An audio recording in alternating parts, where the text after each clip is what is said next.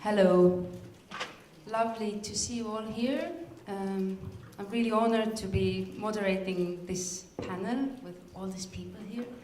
And just for a short introduction about my background a bit and why this subject is really fascinating to me also.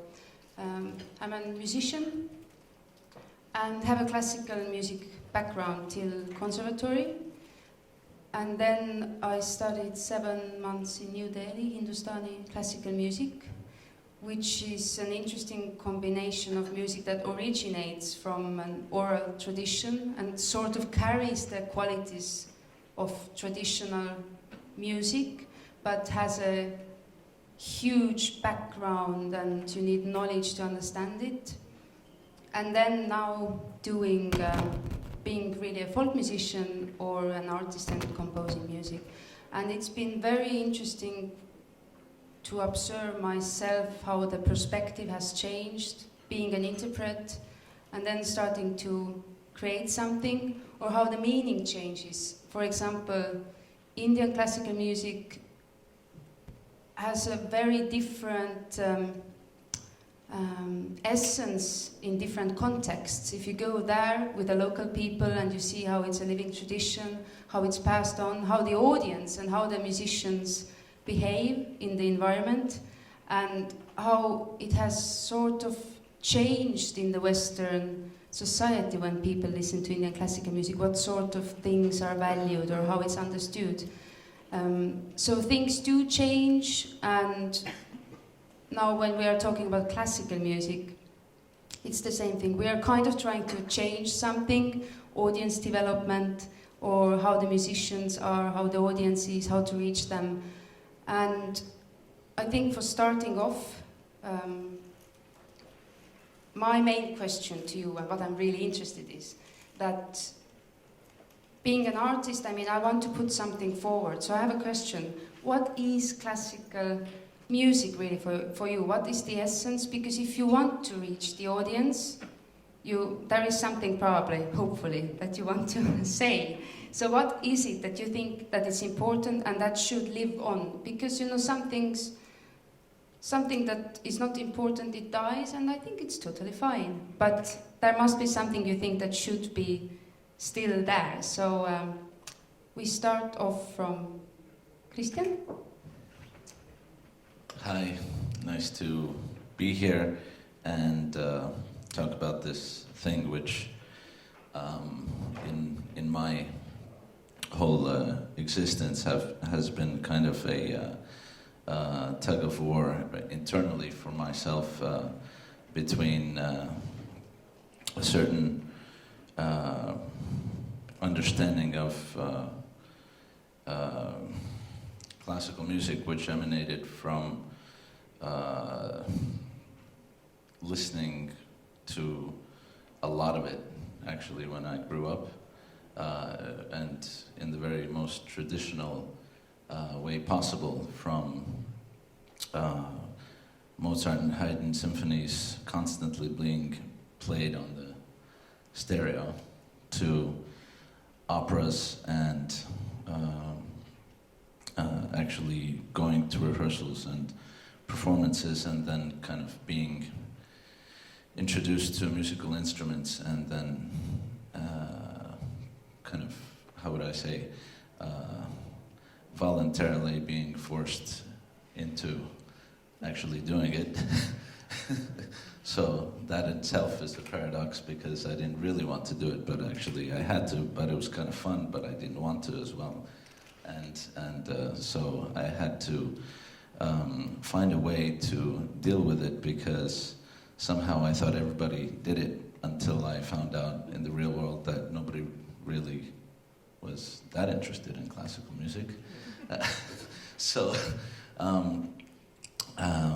And also I realized the merits and actually the incredible fantastic possibilities that the basis of classical music provides, not only to me but also to humanity and taking that a step further, now realizing that classical music is not actually classical music. It's an evolution of music that began from the beginning of civilization. And it is something that is inherently connected to nature and something that we are intuitively bound to because we're creatures of this universe.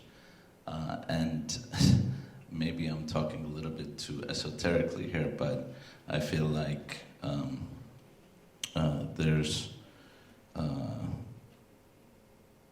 a progression from, hunting and gathering and food and essential parts of life that also make us sing and dance and move in time and have a certain internal holistic kind of understanding to the fact that music is inherently within us all, and how then it has developed and evolved from the various chants and shamanistic rituals to what it now is, which is an absolute explosion of genres. We try to compute everything and organize everything because we are human beings, and we try to put a label on things and say, well, this is that and this is this, and we live in a commercial world and we need to sell things in order to be successful, apparently, and therefore create a market value, and we need to be able to brand those things and market them, and therefore we have come up with terminology such as classical music and hip-hop and jazz and Renaissance and etc., etc. The list goes on. And for me, actually, the essence of classical music actually is in a quote of Yehudi Menuhin, whose 100th anniversary, actually, we are celebrating this year. He said, "Each human being has the eternal duty of transforming what is hard and brutal into a subtle and tender offering, what is crude into refinement, what is ugly into beauty, ignorance into knowledge, confrontation into collaboration, thereby rediscovering the child's dream of creative reality incessantly renewed by death, the servant of life, and by life, the servant of love." And that is probably the most incredible quote of what music, and him as a classical musician who transcended all genres, having projects from people like Ravi Shankar to Stefan Grappelli, is actually the embodiment of a person who truly understands what music is about. Nice.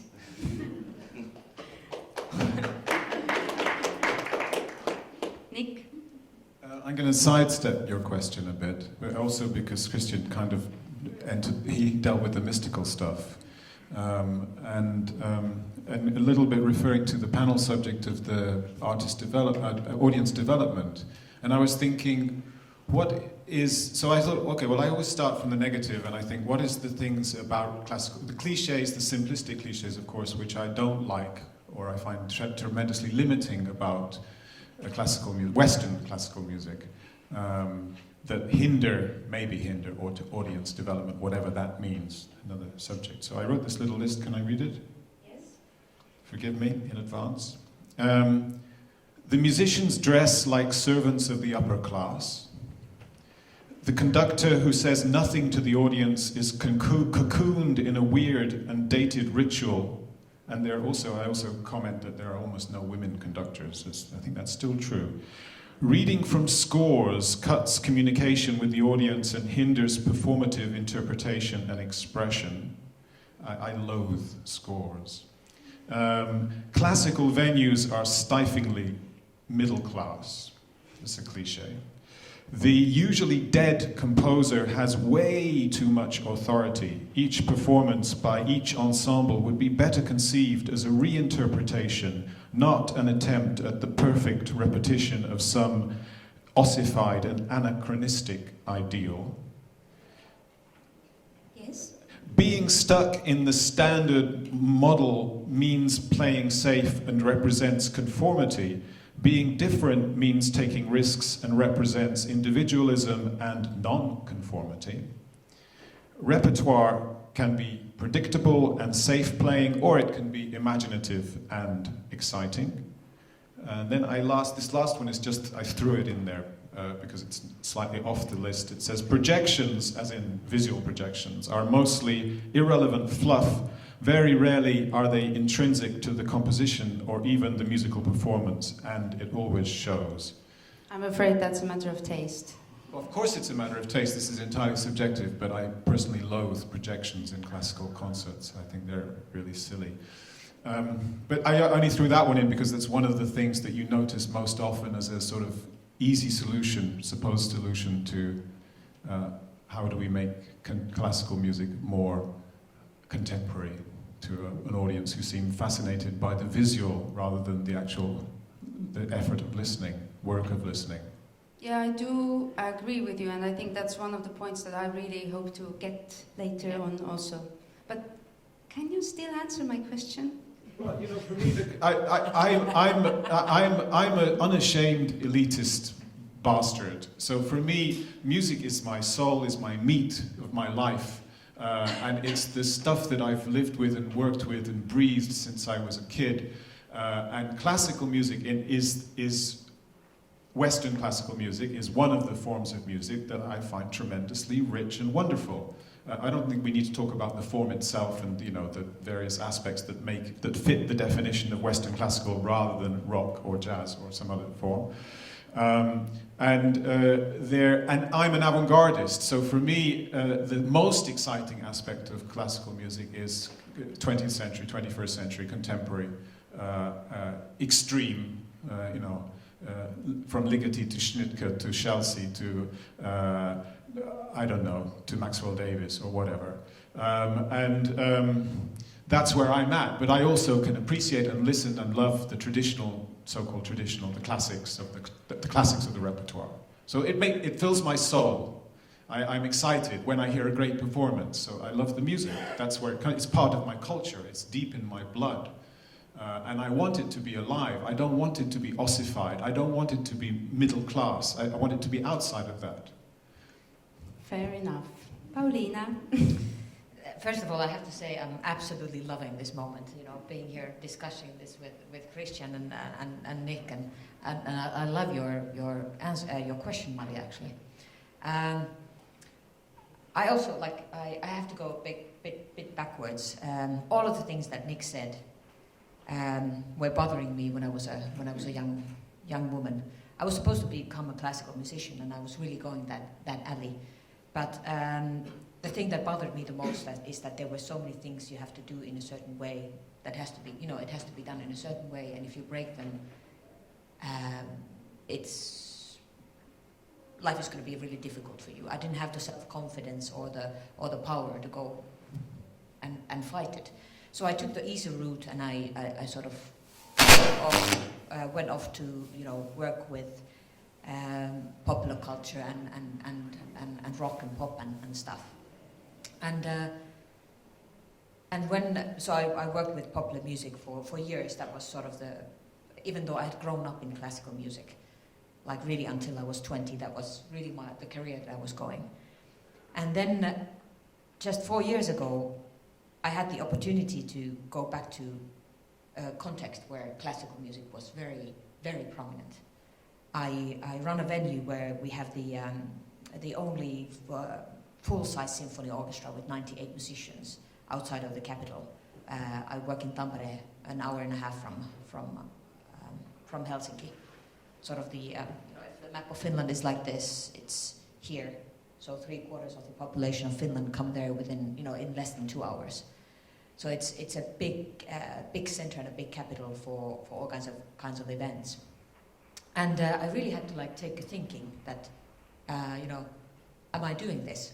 And I realized that I haven't actually been following a lot of things that have changed.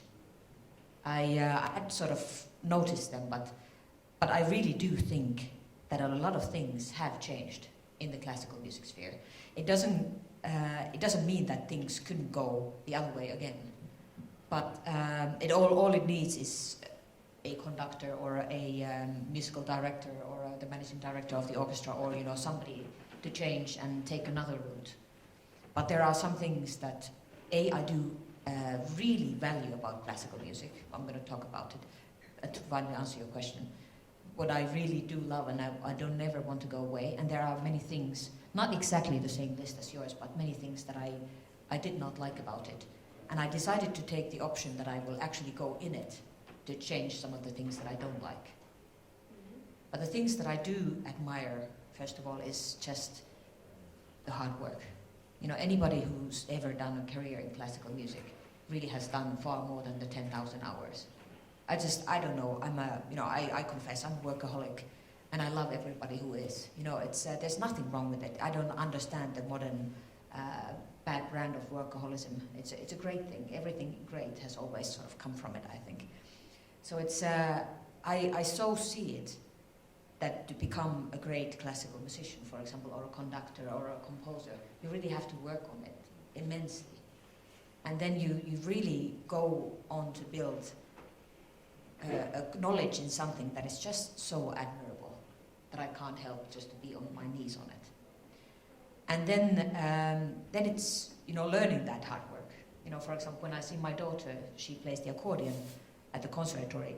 It really fills my heart with joy to see that she really has to struggle. I make myself to sound like I might be, and people who would work with me would probably say that finally she confesses that she's a slave driver.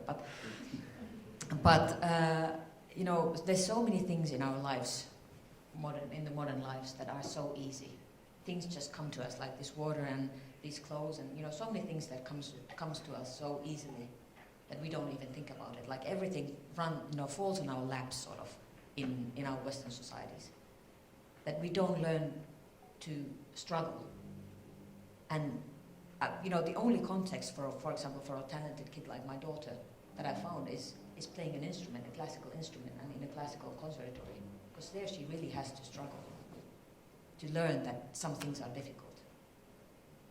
In the end, it's about really, if you really need to focus and work hard on something, you just discover so many new things. It means that there's a deeper level in what you do. It can be classical music or whatever. And then I don't want I don't want to do much, but it's from that sort of, I think, there's nothing that I love more still when I have the ability to go in the middle of a symphony orchestra where there's 100 people that really have mastered something, and they go together, and it's like everybody should try it sometimes, to sit in the middle of a symphony orchestra, and just like if you don't get the shivers from it, you're dead.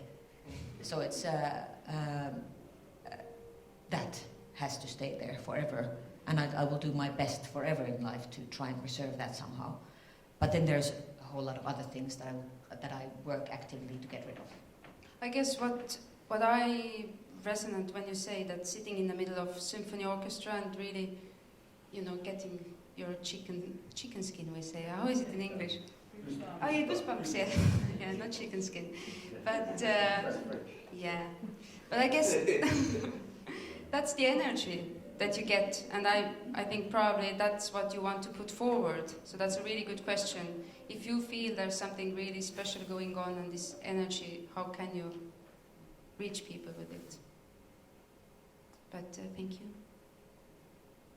I'll go on about the things that need to be changed later. Yes. Xoán? Yeah. It's fascinating to hear the things you're saying, because I can identify myself with lots of what you're saying. I suppose I'm on the conservative side, as you were saying, in the crowd here. But I think there are at least two levels here. What is classical music for me, for you, and what is classical music? What is this we're doing, all of us? I don't have an answer. But music is music. Classical music Bach, Palestrina, Monteverdi, Schoenberg, all that, it's what makes me vibrate. And when I go home after 12 hours of work, I still sit at the piano, and when I play myself, and when I see, this is worth it, really. And I keep loving it every day. So that's it's all about emotions, it's all about communicating things, very much in line with you on this.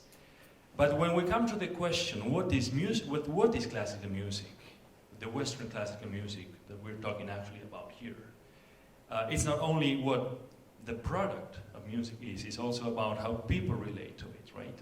And I think that one of the things we are uncomfortable about when we see that, like in my audience, in our Bach series in Switzerland, you only see gray or white hair in the audience.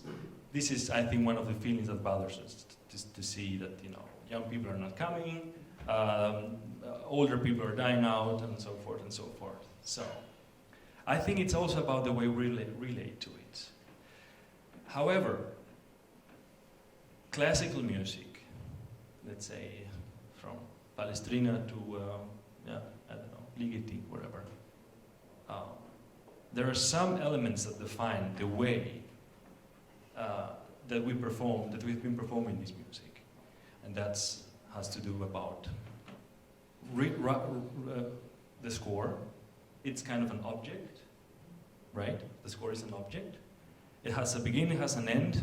Of course, composers and performers were improvising all these centuries, and so music was more than that. But what we understand as classical music is bringing that, making that alive for audiences of today. But it's still something we are not creating ourselves. It's something that some other people have created, have codified, and we are so far away from them in time that we need to know the codes that make the translation possible into sound. So I think that's a very, from my point of view, that defines Western classical music, that need to perform it. And I'm not sure if I agree with you. I didn't grow up like that, having the feeling that certain things you couldn't make them. I grew up with a great respect for what these guys had done 300 years ago, but not with the feeling that interpreting it was forbidden. But that's maybe a different kind of education. I'm not sure. So and just different kind of self-confidence at that point or something. Maybe, yeah.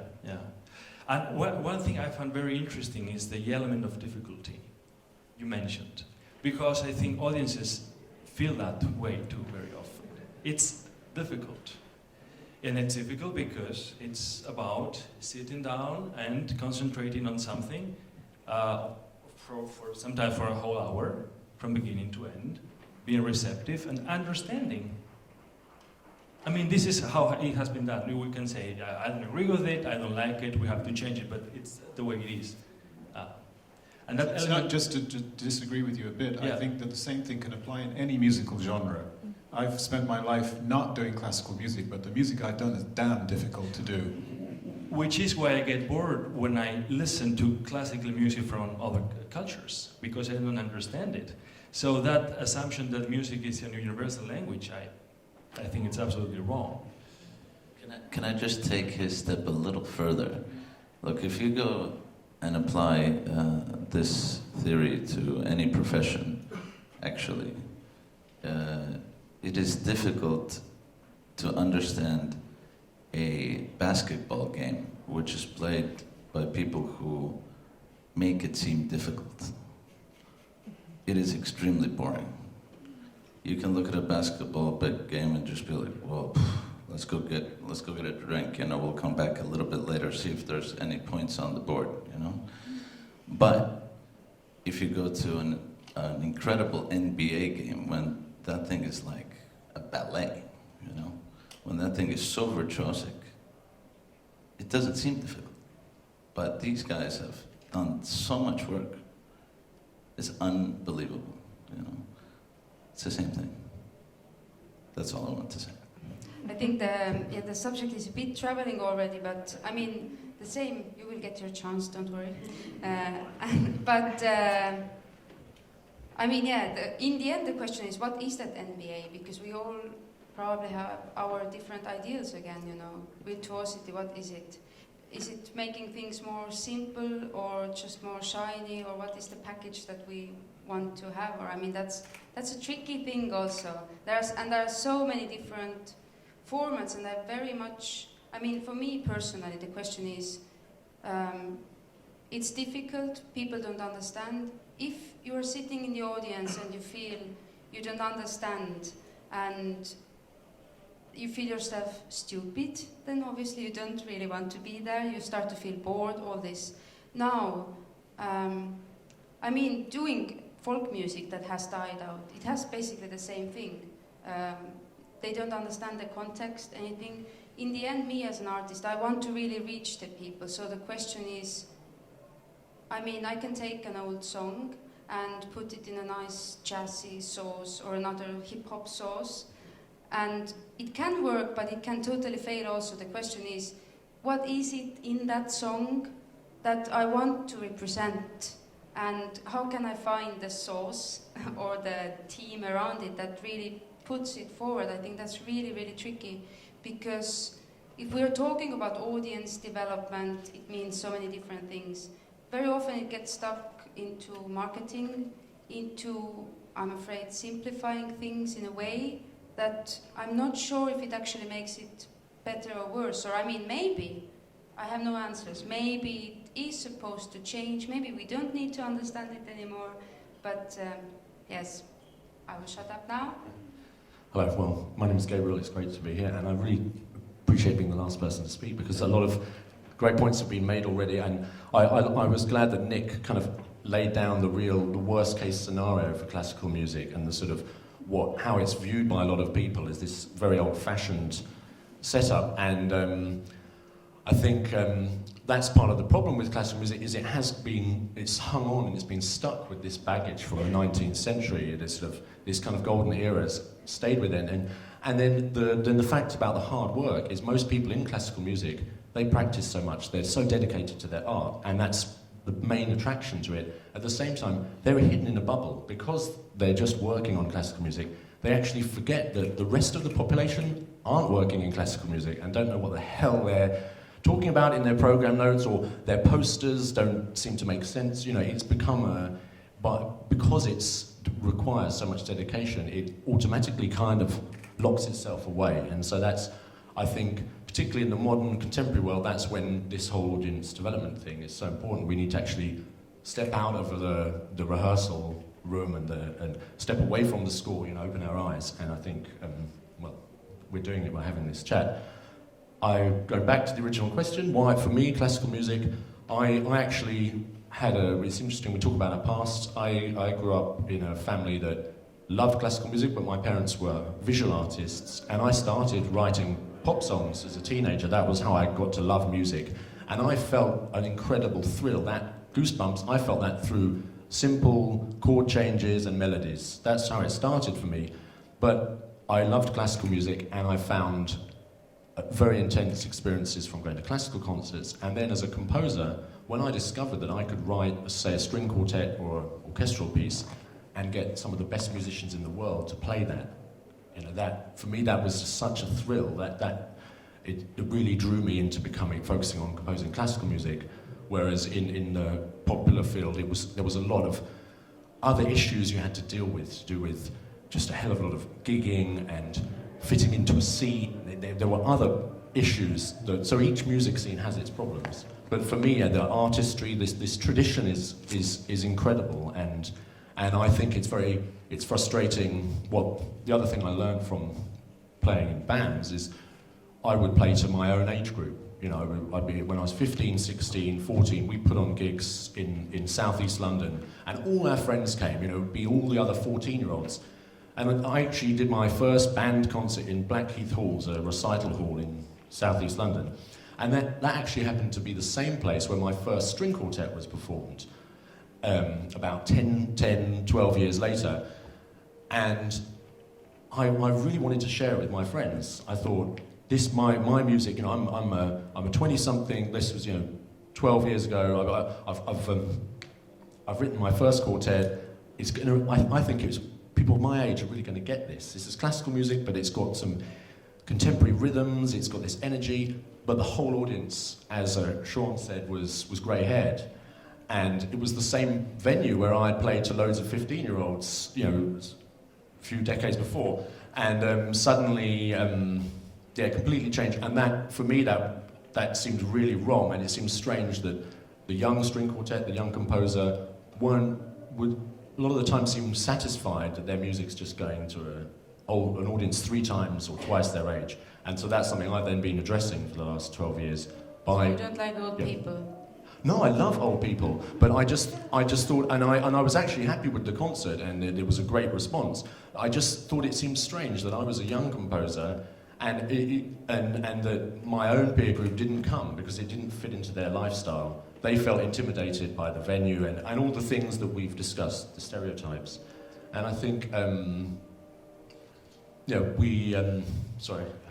Does audience development mean reaching young people? Is that what? No. Is that the simple translation? No, That's the question. I mean. Well, okay, but that was a particular example for me as a young composer. But I suppose that the wider point would be is that a lot of the time there's a sort of status quo that's been set up, and there are people who grew up knowing about classical music. They know about going to concert halls. They go, but there are a lot of people out there who I know will love classical music, but it's not entering their sphere, so they never go.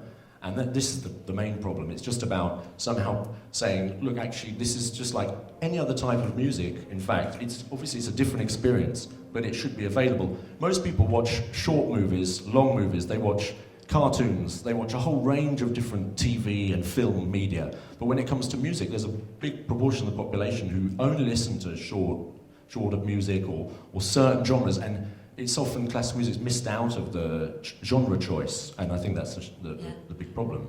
I think to answer your question, I think audience development means that you have to be responsible about spending public money, because there's no audience development in rock or pop that hasn't been supported publicly. Nobody asks.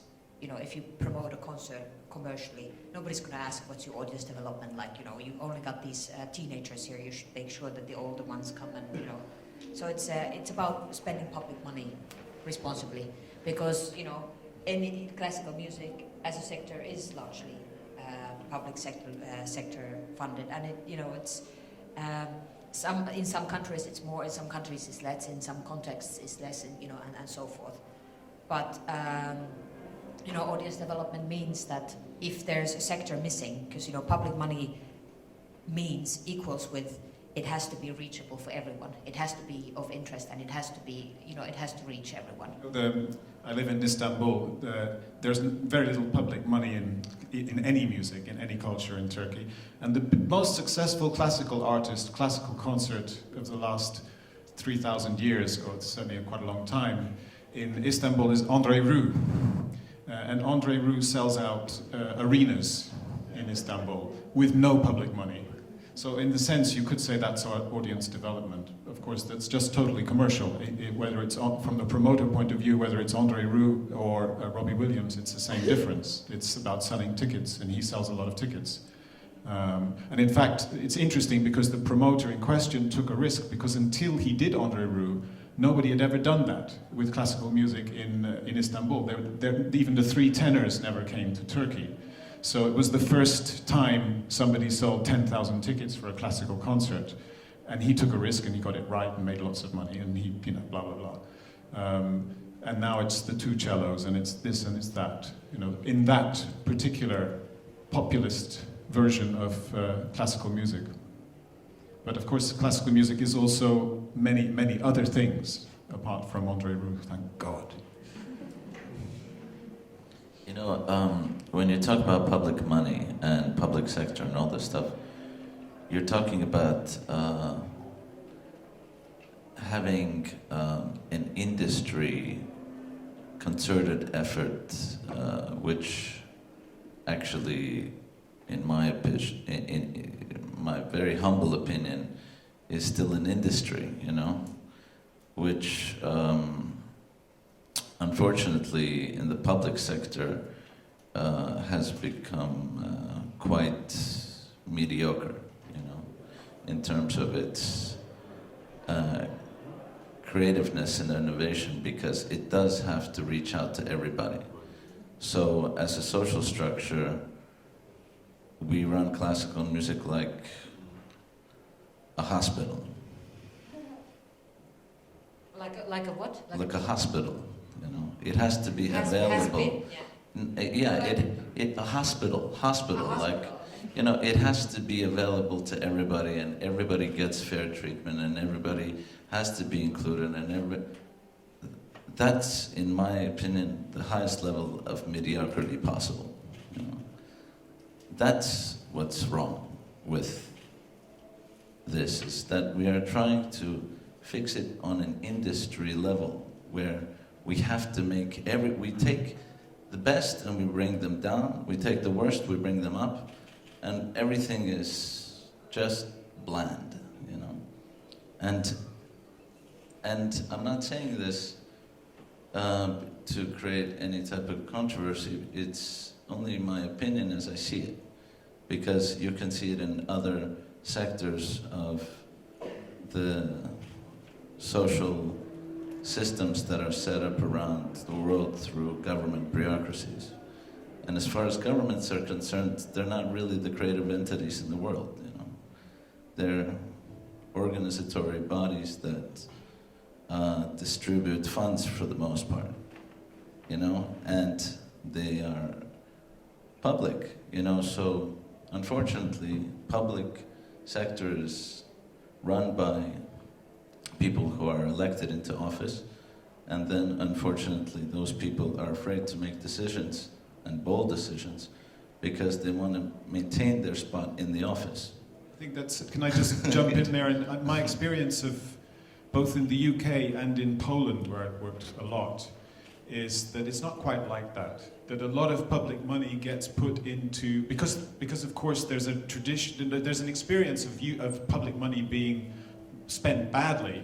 So there's one of the ways that public authorities, ministries of culture or city councils have tried to deal with that is to give the money so that the money is not actually spent by the bureaucrats, but is spent by independent entities, which might be non-profit companies, who are then have a great deal of freedom, in fact, on what they program, how they program it, how they market it, and so it's not, they are not, I think, their problems are not really to do with mediocrity. Their problems, you know, they have a certain amount of money, they can have mixed income, they have income from ticket income, from sponsors, from the state or from the city, and so forth and so on. But then they have to go out and prove themselves, otherwise they won't get the money next year. That's true, but how do they prove themselves? Ticket sales, right? At whatever level. Yeah, it's So it's a catch-22. Look at America, for example, where there is no subsidy at all from the government, or it is just completely meaningless if there is, you know. But the boards of all of these arts organizations perform a very similar task. They give money to be rather safe than sorry. Yeah, there's some elements to that I agree with, but there's also a lot that I don't agree with, because well, I take the example, for example, of Tampere Philharmonic Orchestra, Tampere Philharmonia. We were very lucky to have Santtu Matias Rouvali as our principal conductor. He is our audience development. We've done a lot of other things. We've gone to length to work on many different things, but he is our audience development. To start with, he's an incredibly talented conductor. He just conducted his first opera, Verdi, the most difficult one, his last opera. And, it was just stunning how he got every single detail. And, the singers from, like, Metropolitan Opera and stuff, they were going like, how can somebody conduct Verdi this well? And he's stunning, but, and everybody understands it. Like, simply everybody understands it and sees it and feels it when he conducts. But he also just is an animal. He doesn't comply to any rules whatsoever. he stops a concert and tells a joke about Saint Rebellius, and then goes on. And you know, it's like the amount of emails I need to answer, you know, but I love it. And it's he's just a wonderful force of nature, and it's the best thing that has happened to to classical music in Finland. I would say. Bravo. And to- I don't know. There's a few people who know that I'm talking about. You know, Tiina Pitkari. Would you agree? I do. Yeah. But how does it? How does is the So it's like, you know, the thing is, what I love about the fact is that he plays whatever he wants. He wants some of the most difficult pieces in his repertoire. He keeps on like going to every single audition there is about the orchestra. You know, he just really does the hard work. But it's that people absolutely sort of adore him. So he gets people to come to such, concerts that 5 years ago it would have been half empty. But And all of a sudden our now 1,900 capacity Grand Auditorium, which is a crown jewel in our country, is full every single night. So and it's on. But it's also transformed to other gigs of Tampere Philharmonic Orchestra and other gigs that are at Tampere Hall that have nothing to do with Tampere Philharmonic Orchestra, because we also put on a lot of chamber music and stuff. And it's just sort of brought a new way for people to perceive that classical music can actually be interesting. But is it because he's brilliant and because it's excellent and so forth and so on, and he's the star, that's the way the audience developed? The audience is coming because that guy is superb. Yeah, because he's a star. So how does that translate into something which can be more generally useful for a promoter? Exactly. I'm taking it over now. Yeah, the thing is, of course it's scary when he's gone. But in the meanwhile, there's a whole lot of new people coming in to see things that they've never seen. I get all of these, the amount of feedback that I get to read from things, it's like, all of a sudden it's not about him, it's like, I came to see the first opera in my life, and never did I realize what the experience would be like. So it's, It's about I don't people, see I any think. harm in it, to be honest. I've not yet witnessed one harm in it. That wasn't my question, but Yeah. But what was it? The question was, how does that translate into something which is, it's great having a star, of course. Yeah. No question about it. And if the star, especially if that person's stardom is related to talent and, vitality and blah, blah, blah, great, fantastic. But how does that work? How does that get into the deeper question of how do we or us or other people How can we benefit from that? open up classical music in general to a wider audience, a younger audience particularly? Well, first of all, it's brought a new language to talking about classical music. Because one thing I have not liked about classical music is that very often it's sort of, you have to speak very polite. There's a certain way for so many others that when you get to meet them, but somehow there's this stiff upper lip that comes with classical music so easily, and it's opened up a whole lot of other people to speak about it with less stiff upper lip, to like just relax and talk about the feelings and the emotions in instead of contrapunct and stuff. So it's like it has helped a whole lot of other people as well. Can I add that maybe Paulina, this example, I think, is potentially part of a growing trend of this, particularly in this century. I think there are more and more conductors, presenters who are saying, look, we've just got to be more down to earth about this, be more informal. And so there is something that can kind of be shared of that approach. That success can be worked on. So, but I personally think what's important is a grassroots element as well, and something completely away from the big institutions, and about the musicians themselves getting out, gigging, and actually being more responsible for their music reaching more people. Yeah, because many things, that's what I've been thinking. We're talking about audience development, who are the people, how to reach them, and how to adapt kind of to the audience. But we almost never talk about how the musicians could adapt, because one thing is that we have a cool conductor who comes in front, makes contact, talks with people, and tries to make the orchestra more living. But then you see all these tense faces and awkward feeling, and I mean, when we talk about industry also, many of these decisions are made high up somewhere. Some people take really good decisions, some maybe not so good decisions. If the musicians themselves would be kind of more there with their wishes and ideas. But I see that happening. I see that happening a lot. When I wasn't thinking, I wasn't able to explain myself, but he has become a role model for many people. But I also see a huge change in the whole conservatory system in Finland. When I was at the conservatory, you know, you only went to perform when you really perfected your song. You know, you went on stage when you really, you know, knew how to play it, and you were so worried about playing wrong.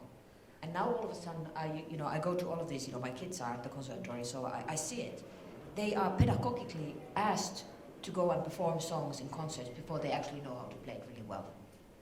That's a revolution, I think, because you no longer have to go in classical music on stage when you perfected the song. And I see this, like, I don't know, it might be just the conservatory that my kids go to, because, you know, I've heard that Pirkanmaan Musiikkiopisto, there's two music conservatories in Tampere. I think, because I see that as a problem generally, is that you have all these young people learning classical music, piano lessons, violin, and none of their friends even know they play. It's not shared. Whereas if they play folk music or pop music, they're getting out there and gigging, and it's great to hear that's happening, because part of the culture is often that it's so different to what I experienced as a child. You know, they gig. My daughter had been playing the accordion for half a year, and she'd already gigged 3 times. Right. And I was like, wow, this is a transformation.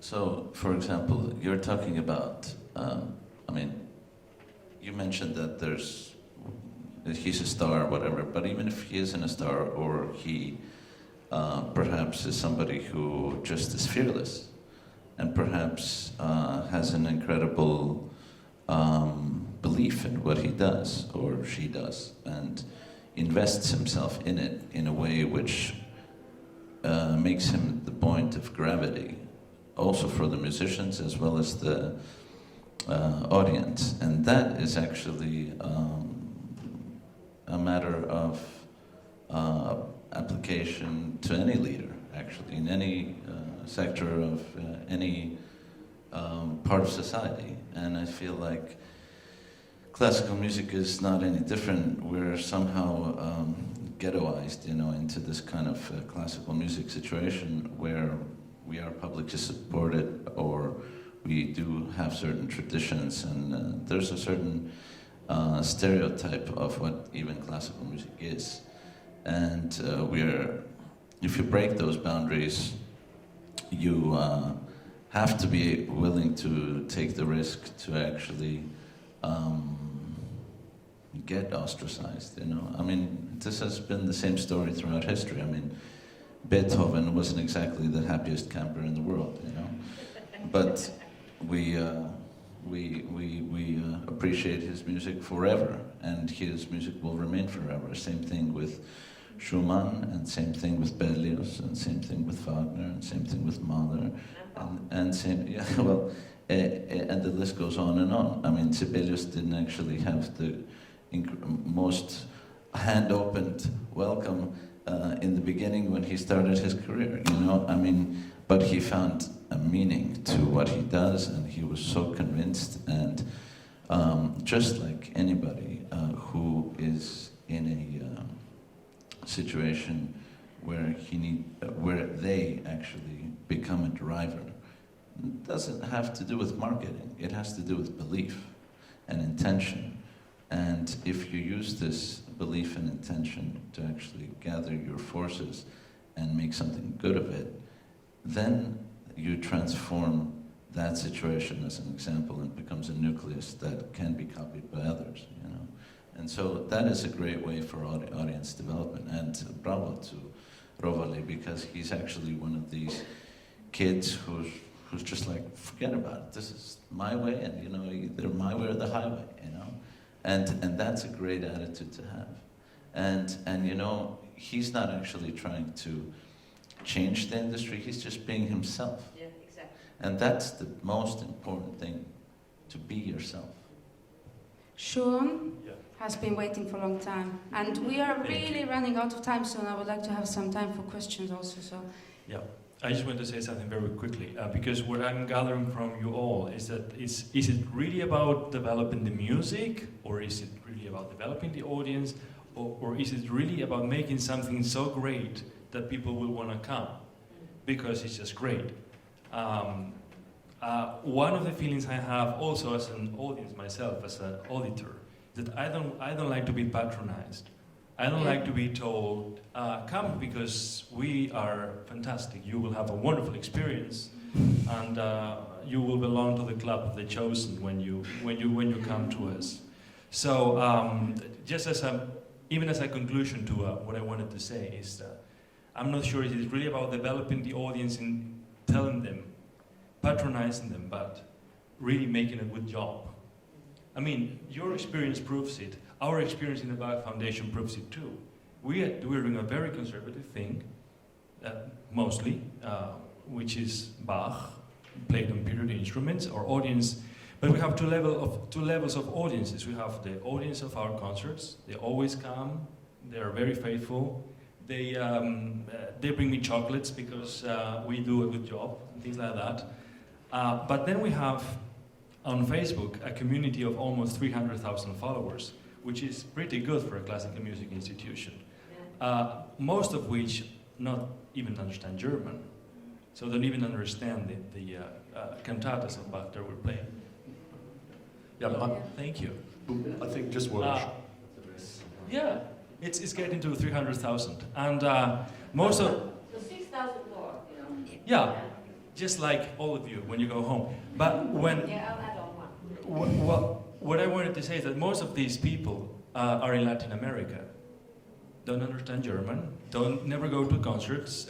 They couldn't even be able to pay for the one evening of our concerts costs 90 francs. It's about 84 or 5 euros. So, but I think we do musically a very good job, and they like it. I mean, it's about music and it's about telling or creating the story also a lot. I mean, personal example of patronizing or telling people what they are going to hear. I was on tour in America and they really like to introduce artists, and it was horrifying standing next to stage, and each time somebody goes on stage and makes a speech of 5 minutes telling how gorgeous and what exactly this performance will be like. I was like, why do I even go on that stage then? So it's really about for example, you have to create a context, somehow a story, but you have to leave room for imagination and trying to find your own answers and really want to know more, not to say that you're stupid or this is how you have to think. Can I just I'm going to add to what point you made earlier, just about musicians, which I think is maybe interesting, is that I'm very familiar, my particular city of Istanbul, but I think this applies generally. The theatre scene, young actors, they form companies, they perform, they don't get paid, they do it themselves, they self-organize, they get on with it.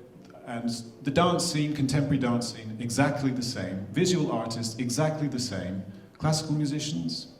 But it is starting. I've been doing these events for 12 years called non-classical, which is presenting classical music in a non-traditional, non-classical way. And I've seen it in many other cities. It's starting to grow. There are kind of the next generation of classical musicians who aren't just completely stuck in a classical bubble and who are kind of frustrated with the status quo. So it's something I think it feels like it's a reaction to the 20th century, actually. Who can get out and play as young musicians without worrying about their salary and gig in places which may not be the fantastic facilities, but are in the street, so to speak, and performing for people who then that would probably create a younger audience. We have a monthly event, and we won at one point. We were in a club that normally had like reggae music, so they had like the acoustic was completely dead. The ceiling was very low. It had a mono sound system, but we had to amplify, but just to get the sound to fill the space. But it was incredible because you had this intimacy, and you had the musicians really liked it, even though they were used to playing in proper acoustics. but still they felt this intimacy, this connection with the audience. It felt like the real world. It felt like not this elevated thing, and that's what the classical music just needs to show its face in other. Get down off its pedestal in some respects. There's a truth to that and not, because a lot of the classical musicians, they end up doing things that are then not then are not considered then classical anymore. Like take Brendan's classical music rave, absolutely amazing concept. It's they're doing exactly that.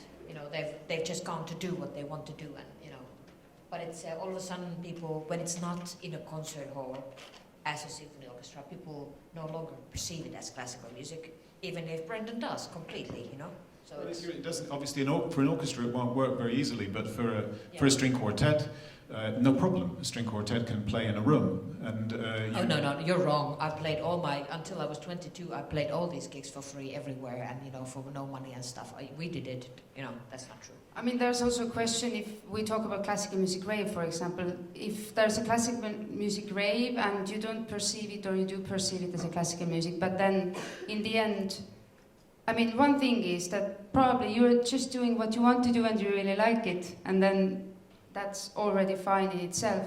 But if somebody wants to use something like this or find an interesting tool in order to find new audience, then the question is classical music rave, for example, really making somebody loving sitting in a concert hall and listening to a symphony? I think if you can discover a new piece of music in so many different ways. Often it can be watching a film, or you can hear it, in a restaurant or whatever, or at a classical music rave. And if it really stays with you, you will eventually want to. I mean, I don't even say it's necessary. No. It's not maybe necessary. So maybe these are two different things. And I think it's great to just have good classical music having more presence in the world. I mean, one of the reasons why I wanted to do these non-classical nights is that I'd go to a bar or a club and it was always the same music. It was all the same hits. You go from one bar to the next, they're all playing the same R&B or whatever, or hip hop. I like that music, but I wanted to actually go out and hear some more interesting music, and so I thought, why can't we actually have some contemporary classical music in a bar or a club? It works quite well. You have to choose the right repertoire. Yeah, and to answer your question, does classical music audience need developing, and do we want to have more people coming into a classical music concert at a great acoustic auditorium? My answer is absolutely yes.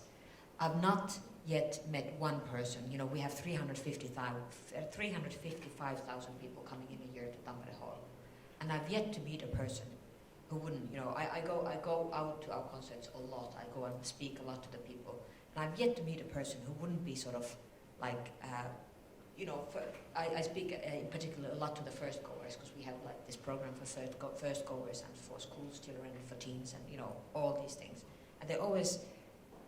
It's this thing that, for example, the other week a woman said that if I did realize this, I would not have to have gone to therapy for 2 years. She actually said that, it's like, this one session in like all the emotions that I felt was like, more purifying than the 2 years in therapy. So I do think that we should develop audiences. We should go to length in trying to get people experience these really amazing things. It doesn't, always work. I sometimes go to a concert and I just go like, oof, I was thinking about my supper the whole evening. It happens to me in rock concerts. It happens to me in different places, and sometimes it really hits. And if it does really hit, if it really transforms you, takes you to a happy place. And it happens quite often to many of the people. We all know it. Otherwise, we wouldn't be working in this industry. So it's, very nice ending words. We should go to length to work on it. I mean, it's in the end, we are talking about classical music audience development, but we are talking about something that applies to so many different things in the end, or music in general, and just finding a contact. It's my first time that I'm moderating a panel. I'm very crappy because we are out of time, and I wanted to really have time for questions. But if we're not kicked out, and if somebody really wants to ask something, yes, we can try. Yeah. Well, maybe this is more of a comment, but Because actually, during the last few years, I've been reading actually like popular music, like magazines and things that they are saying that indie music being is kind of like the new mainstream, and classical music that's actually becoming the indie music. So, do you have any comments on that? Or, I would see that maybe it comes from that there are now more personalities that the young people can. There is indie relate classical to. music in Zurich. I think there is a scene developing, and I think part of it comes from actually in the popular music world. That's in some respects, some of it's become more conservative, and there's a really hungry audience who are searching for exciting new music, and they're turning to classical music now. And I think, and that's proof that we don't need to patronise the audience. It's just we need to make sure we really connect. We need to make sure the channels are open. The doors are open. Yeah, that we're available and they can see us. That we're not just. There's still a huge wall. I mean, my main gig as a professionally is working with pop, rock, etc., electronica, and I'd say that the divide between that and classical music is still huge, generally speaking, and there's a great deal of work to be done. And in fact, I would agree with you that primarily it should come from state money in a sense, or cultural money, because it needs investment of money which a promoter won't see back, probably. Especially if you're not talking about André Rieu, if you're talking about non-commercial, non-populist classical music, then it requires cultural investment, and it's a very, very important investment, and one that should be made. Big question, and how to do it, how to spend the money wisely, how to reach out across the genre divide. But I think that it's tremendously important to do it and to struggle with it, and it's not going to be something that is you can do in a year. It's a continuing process. But if you ask me, I absolutely agree, because we have a problem with the fact that we can't find more dates for our classical music concerts, because we should, because they're all sold out so much in advance. Yes. I was just, something I've noticed the past few years and started pondering about is that classical music seems to suffer the same problem as churches. And I was wondering if you might have a solution for the churches, and if we could then apply that to classical music. There's one question.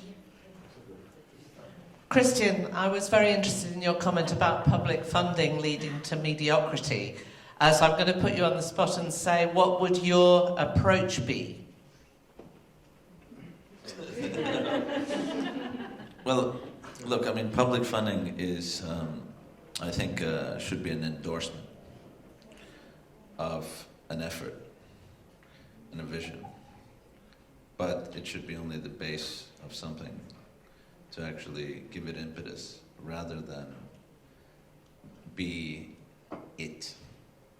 I mean, it's not like you get public funding and then if you do well you get more public funding. No, if you get public funding, you do well and you actually become successful. That's what I think should happen. Because certainly in parts of Europe there has been a situation of entitlement which has made other areas of music feel that there is an imbalance, as you know. Well, that creates an imbalance, actually, because there are certain institutions which are run like kingdoms, and or fiefdoms, or whatever you want to call them, but some kind of domes. And that pervades the continuing image, doesn't it? But it's also a question of whether public money should support things that otherwise wouldn't exist. So that's Ligeti. Let's say Ligeti is never ever going to be very popular, and avant-garde jazz or avant-garde rock or avant folk or whatever. Or avant-garde theatre. Or avant-garde theatre or avant-garde arts in general.